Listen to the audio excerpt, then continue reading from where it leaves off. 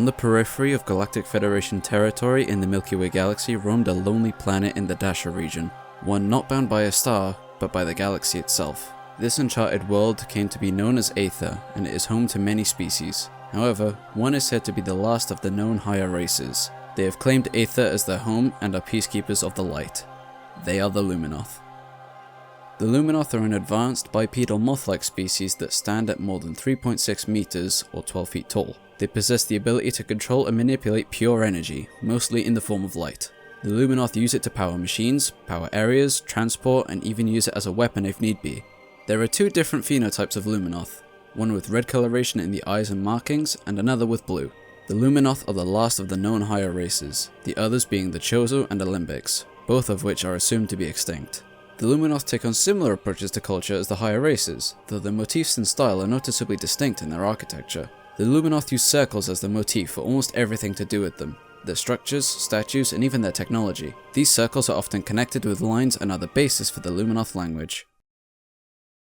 The Luminoth are a species that work under an oligarchy, meaning the species has a select few members in power that earn their position thanks to their leadership skills and talent. Those in power were called Sentinels of the Luminoth. A notable member of this group was Umos, who resided in the Great Temple and was the son of another Sentinel, Vimos. He became a guardian for the Luminoth as a whole.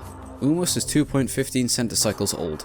On Aether, a cycle is roughly 3 Earth years, and the Luminoth are implied to live for nearly 5 centicycles. This means they can live for well over 1,000 Earth years. When a Sentinel dies, the Luminoth build a great statue of them in the Hall of the Honored Dead, built directly under the Great Temple. There were also lesser Sentinels, called Guardians, whose role was to guard the temples in their respective biomes.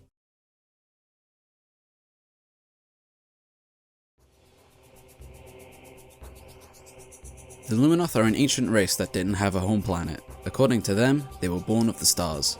It was after their encounter with other enlightened minds, most notably the Chozo, that the Luminoth decided to search for a homeworld. It took many years for the Luminoth to find a planet to reside on, but they eventually settled on Aether and described it as a paradise. They spread around the planet, building their architecture, forming their technology, and living in peace. The Luminoth established 4 settlements that housed temples, each based in different biomes. It was discovered that Aether was radiating a type of planetary energy, which the Luminoth dubbed the Light of Aether. If not controlled, the entire world would end. The Luminoth then went to their temples and built a device to control this. These temples housed energy controllers, keeping Aether's planetary energy in check, preventing it from destroying itself. The main controller was in the Great Temple, guarded by Umos. Collecting and distributing this energy in the controllers allowed the planet to live on, and it brought an age of peace and prosperity to the Luminoth. However, this peace was eradicated upon the arrival of a stellar object, bringing with it an invisible terror with unforeseen side effects of its impact on the planet.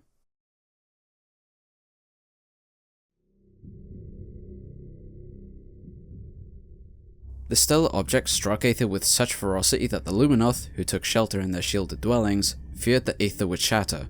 Thankfully, it did not. However, Aether was forever changed by the event. Aegon, described as filled with vast and lush green plains, were burnt to ashes and reduced to a desert. The forest of Torvus became drowned by the sea, turning into a bog. The skies of Aether burned and the land was flooded in darkness for days. Though strangely, as the Luminoth began to venture out onto the surface, Aether itself showed no signs of the meteor, no crater, no scar. The air, however, was impacted by the event. It was foul but breathable. They also came to discover that half of the planet's energy had vanished from the energy controllers, and as a result, Aether became violently unstable. As the Luminoth explored more of the destruction, they began to notice anomalies that disturbed them. Objects appeared to go into a state of dimensional flux, half of the atoms on Aether, and the rest somewhere else. They didn't dwell on these for long, as they had to tend to the damage done to their lands. During their recovery, the Luminoth found dimensional rifts to a dark place. Swarms spewed from them, consuming local creatures and transformed them into dark and twisted versions of themselves.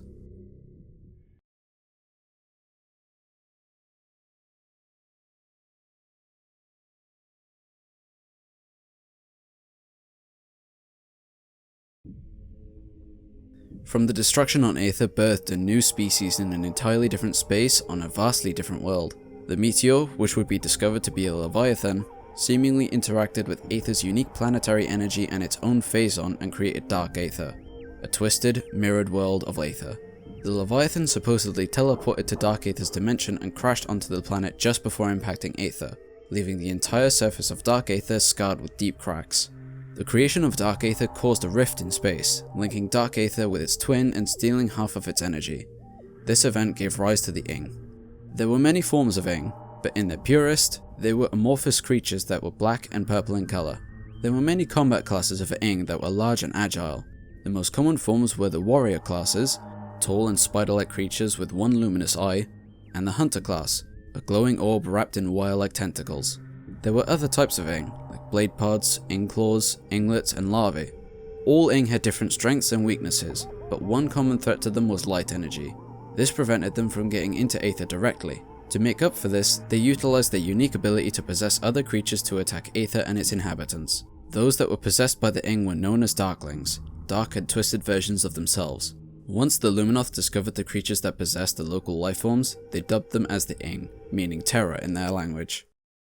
The Ing were a tribal race that used its shape-shifting abilities to their advantage in combat.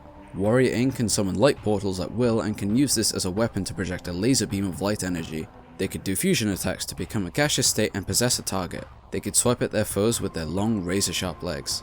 To become more mobile, they can morph into a black and purple puddle, climbing on surfaces to get to a better position. Warrior Ing rarely travel alone. Being the common soldier for the Ing horde, they are at their strongest in numbers. Hunter Ing are usually the opposite and tend to be more solitary or a duo at most. They can fade between dimensions at will, attacking with their tentacles. They cannot use energy-based attacks like the Warrior Ing, but they could still possess. Ruling over them all, however, is the Emperor Ing. The Emperor Ing is the most powerful member of the Ing, and is also the very first Ing created after Dark Aether's creation.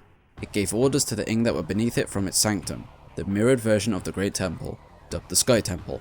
It was strengthened by Phazon and was able to absorb the light of Aether to empower itself even further, being capable of manipulating both dark and light energy to attack its target. In its third stage, it is very similar to the Warrior Ing in appearance, except it is several times larger while being stronger and more mobile.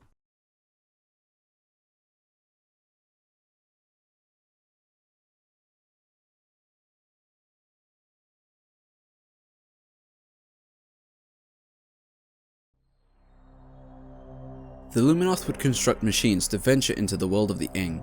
They found a twisted and mirrored copy of their own world. It was harsh, poisonous, and had the other half of Aether's planetary energy. It was also teeming with Ing. The Luminoth readied themselves for war. They built tools and weapons to aid in their struggles against the Ing and the toxic world of Dark Aether. The Luminoth went on the offensive, only to be annihilated. After not long surviving through a cataclysmic event, the Luminoth were not prepared for a war, let alone a long one. The Ing outnumbered the Luminoth immensely. The Luminoth concluded that if they stole back the remainder of the planetary energy from Dark Aether, it would crumble and collapse in on itself while allowing Aether to be restored. The Luminoth started to experiment with new weapons. They developed the Dark Beam, based on the dark energy attacks of the Ing. Believing that this new beam would overflow their foes, the Luminoth used it against the Ing. It didn't go well. In fact, it was next to useless against the Ing. Instead, the Luminoth developed a weapon that used light energy, the Light Beam. It worked against the Ing with terrible efficiency. However, it would not stop the Ing's ability to possess, and they started to possess the Luminoth as well as animals. Friends and family members of the Luminoth became enemies, attacking their own kind on their own soil. The Luminoth scrambled to make a shield to prevent this. It stopped possession for a time. If the shield would eventually fail, it would buy the Luminoth enough time to commit suicide before turning into a weapon for the Ing, and all Luminoth were prepared to make that sacrifice. The Luminoth eventually learned that the Ing had a ruler that was located in the Sky Temple. It had the planetary energy within its walls, though it was heavily guarded. It was also discovered that the entry was blocked by a gate that required 10 keys to open. The Luminoth found that the keys were hidden throughout Dark Aether. They put together a plan to find the keys and recover the energy from the temple to return it to their world where it belongs. As Luminoth warriors fought and delayed the Ing, fighting against impossible odds, the best minds of the Luminoth finished their project. They constructed the energy transfer module, made to recover the lost planetary energy and bring it back to Aether. The Luminoth brought their greatest warriors together and equipped them with the best armor, weaponry, and tools at their disposal. They were sent on their way to invade the Sky Temple and take back what was theirs. No one returned. The entire force eviscerated. Only one of the 10 keys was successfully inserted into the gate to the Sky Temple. The energy transfer module went missing. The other keys were not found. The Luminoth started to devise another plan, creating another transfer module and try again to save their dying world. Then, without warning, the Ing attacked Aegon in full force, completely overwhelming and obliterating anything in their path with no hope for rescue. The Luminoth's blood chilled. The energy within the temple at Aegon was drained. The Ing had the energy transfer module and were using it against the very ones who made it. They then struck Torvus, sending thousands and thousands at the temple. Luminoth warriors and guardians fought bravely, taking thousands, but the Ing kept coming until there were no Luminoth to fight. The energy from that temple was taken too, and brought to Dark Aether. The Luminoth were losing hope at their chances for survival. The remaining forces of the Luminoth gathered at the holy city of Sanctuary Fortress to prepare for the inevitable attack. It didn't take long. The Ing attacked ferociously with only one goal, the energy at the temple. The Ing then started to corrupt the machines that the Luminoth built to deal with the Ing, and used them against their creators. Eventually, the temple fell and the energy was stolen. Only one energy controller remained on Aether. Only 30 or so Luminoth remained by now. Many family members, friends, even children had not been shown mercy to the slaughter of the Ing in this desperate hour. After 50 years of war, it looked like it would be coming to an end, but not in the way that the Luminoth hoped. The Ing was still attempting to get through to the Great Temple, but some semblance of a defense held for now. Umos, the last sentinel of Aether, pressed the remaining Luminoth into stasis, only to come out if the Ing were destroyed, or not at all. Comforted that his people were safe, Umos stood alone in the Great Temple. In the silence, he prayed for salvation, any semblance of hope to save the Luminoth from the Ing.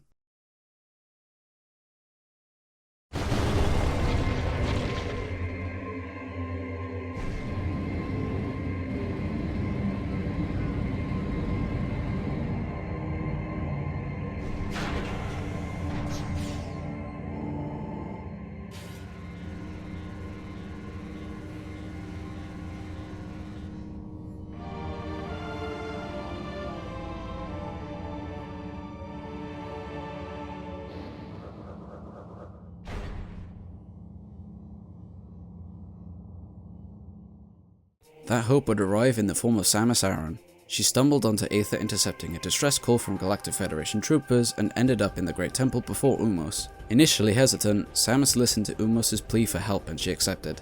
In the room previously, she had acquired the energy transfer module from a Dark Alpha splinter, and it would help her on her way to recover the stolen energy. It also prevented Samus from possession from the Ing. Samus carried out the mission across Aether, going back and forth between there and its Dark Twin. She encountered many foes, Ing, Space Pirate, and a Dark Twin of her own, Dark Samus.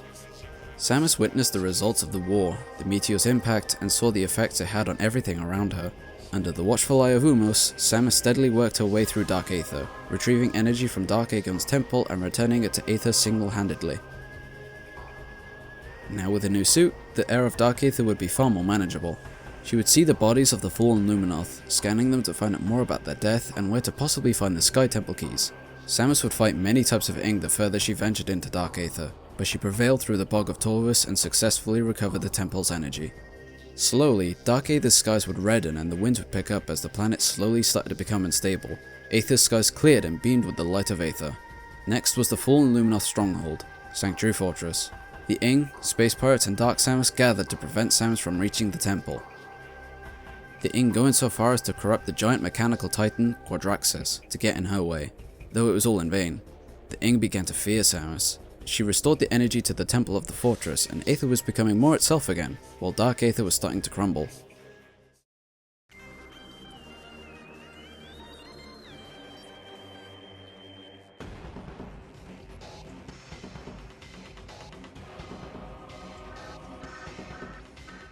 Only one temple remained, the one that set the Luminoth back, the Sky Temple. Immensely grateful for Samus' effort and to help her on her way, Umos forges the light suit and bestows it upon Samus, allowing her to transport herself around the world in a flash. The suit allows Samus to traverse Dark Aether with no need for concern about the atmosphere or even toxic lakes, allowing her to find the remaining keys and items she may want. Upon collecting all the remaining Sky Temple keys, Samus marches to the Sky Temple to retrieve the last of the planetary energy from Dark Aether. Before she could get it, the Emperor Ing absorbs the energy and the two lock in battle. Samus and the Emperor Ing duke it out in an intense fight, but at this point, the Emperor Ing was no match for Samus and is promptly defeated, allowing Samus to get to the last of the planetary energy. This triggers the collapse of Dark Aether. As Samus escapes, she is confronted by her dark copy, Dark Samus, and the two engage in the fight to the death as the planet breaks apart around them.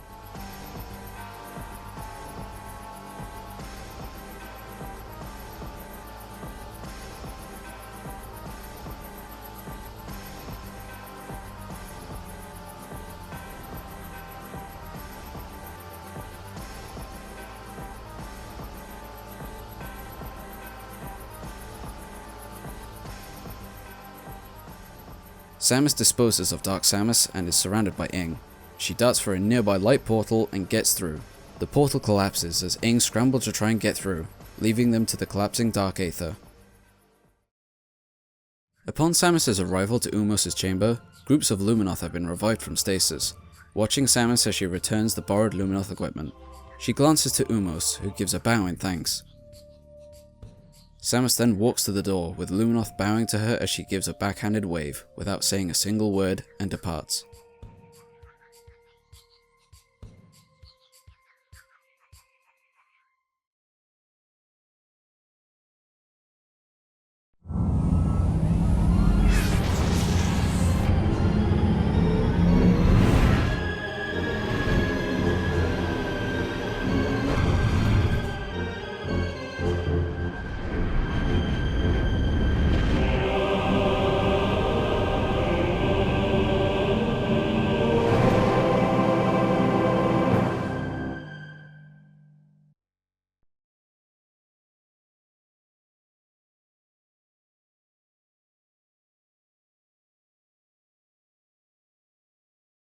Since Samus' actions to save the Luminoth, the species have enjoyed a life of peace.